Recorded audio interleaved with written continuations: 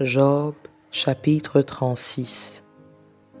Élihu continua et dit : Attends un peu, et je vais poursuivre, car j'ai des paroles encore pour la cause de Dieu.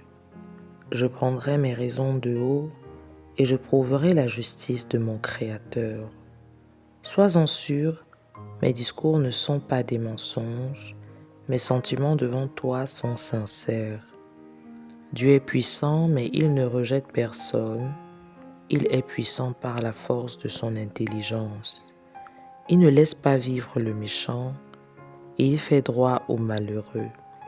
Il ne détourne pas les yeux de dessus les justes. Il les place sur le trône avec les rois. Il les y fait asseoir pour toujours, afin qu'ils soient élevés. Viennent-ils à tomber dans des chaînes? Sont-ils pris dans les liens de l'adversité? Il leur détourne leurs œuvres, leurs transgressions, leur orgueil. Il les avertit pour leur instruction. Il les exhorte à se détourner de l'iniquité. S'ils écoutent et se soumettent, ils achèvent leurs jours dans le bonheur, leurs années dans la joie.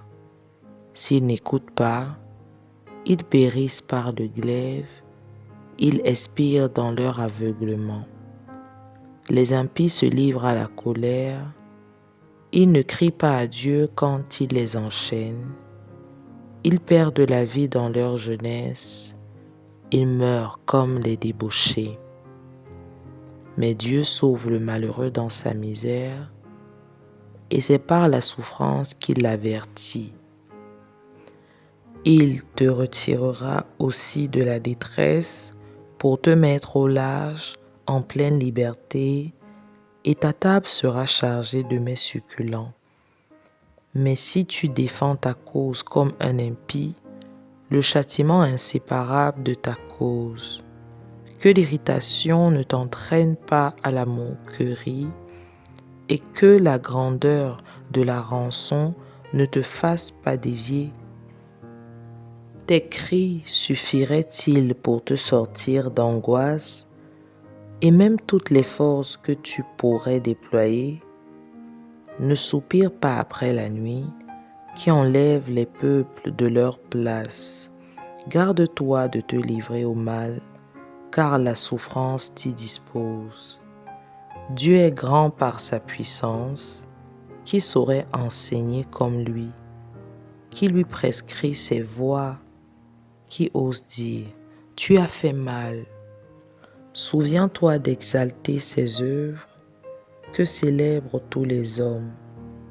Tout homme les contemple, aucun les voit de loin.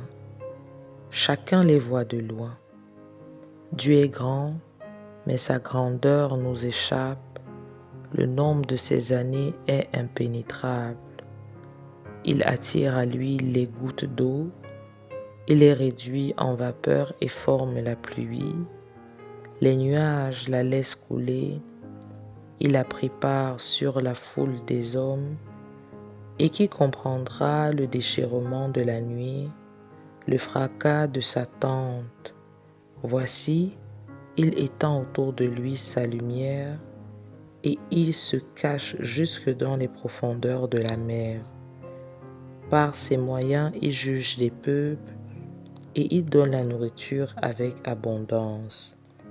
Il prend la lumière dans sa main, il la dirige sur ses adversaires. Il s'annonce par un grondement. Les troupeaux présentent son approche.